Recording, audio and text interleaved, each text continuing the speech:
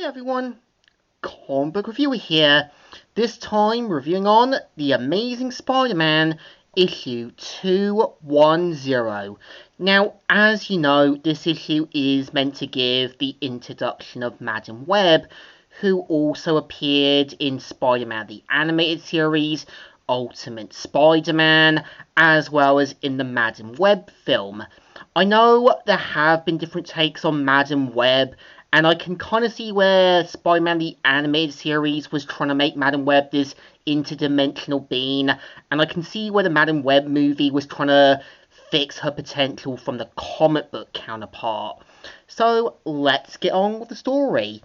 It starts off in the Daily Globe, where Rupert Dorkley is talking with some men that he's hired, and his plan is to take over the Daily Globe, and has planned everything out like a simple chess game. We see how in the streets of New York, Peter is talking to Deborah, and we kind of see how she mentions that she's been studying this psychic known as Madam Web. And we see how Peter realizes that, he's pretty much late for his interview at the Daily Globe. But we see how as soon as he gets there, the elevators close, and we see one of the security members saying, don't waste your energy, Sonny. Word came down from a high that nobody goes to the electrical department before 5 o'clock. And we see how Peter mainly sneaks in to get to work. And we see how he gets up as Spider-Man. And right away, we see how Robert Dorkley is with KJ Clayton and talking about the plans for the Daily Globe until, the men that he's hired to stage everything out like a simple chess game. And right away, we see how Spider-Man gets into action after hearing everything out, avoids getting shot, and goes for some of the sort of hired thugs, and starts throwing them around like toys.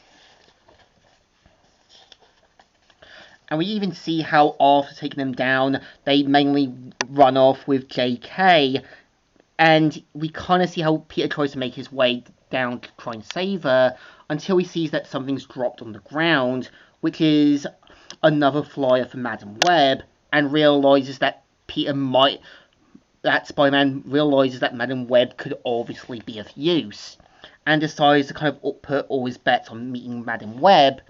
And this is where we are introduced to Madam Web, who sits in her sort of web-like device with all her electronics, and turns out all of it was given to her by her late husband, who helped save her life.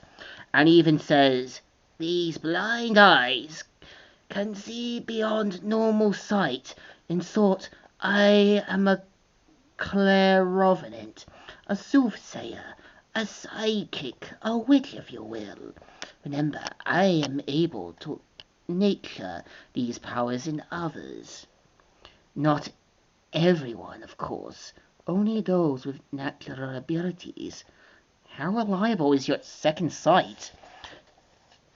And right away, we see how Madam Web is given her flyer by Peter Parker, and after doing some analysis with her psychic abilities, it turns out the actual JK is just an actress who is known as Belinda. And of course, Madam Web realizes that a sinister plot is coming, and gives Peter the warnings and suggestions, saying, "As I told you, I am not without limits. I urge you, hurry, for I am certain, unless you locate Belinda, both she and the Clayton woman will die. I don't know why. I believe her, but so as Carrie Singh, I do." And we see how at the sort of toy department, we kind of see how Belinda is kind of held hostage, and turns out, they're going to axe her off by Robert Dorkley's orders. And we see how part of Robert Dorkley's plan is to kill off the real JK and take control of the Daily Globe, and shows no concern or care for the people that he hurts, and even gets on the phone with his hired goons until Spider-Man shows up and interferes with the whole operation, and right away shows off all of his skills, strength, and abilities and helps save the day, and even traps them down. And after trying to save Belinda, he now knows the location where Robert Dorkley is and where JK is.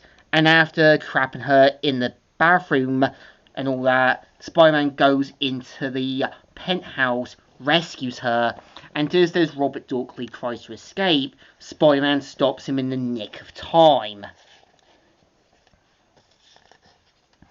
And after kind of confronting him, we see how Peter reads the newspapers in his apartment, saying how, yeah, he's confessed to everything, and that J.K. Clayton has decided to retire, and yeah, the Globe has suspended publications. But now Peter realizing that he's without a job, and we see how he gets a phone call from Madam Web and informs him that he's taken care of everything and that Jameson is willing to hire him back, saying, "Typical, I want to make that kid a proposition. His line is busy. Well, I keep it trying until I get through to him. As sure as his name is Peter Parker." And yeah, obviously this is the story. So I think this story is kind of okay, but it's just one of those typical things, adding in another Spider-Man-like character, showing them off, and their natural abilities. And I think the same thing has happened with Jessica Drews, Ben Reilly, or Eddie Brock, and other Spider-Man characters, throwing them off in similar origins, trying to kind of give them a sort of gimmick to help get them started. And that does become a running theme with other Spider-Man web film, was trying to fix up Madam Web, do something new and completely different with her origin, which wasn't bad, but it was more like having to fit things for Sony standards. Well, not the best issue, it's still enjoyable, still readable, so it definitely deserves thumbs in the middle. Kind of alright, but kind of okay. So, Comic Book Reviewer here, signing out.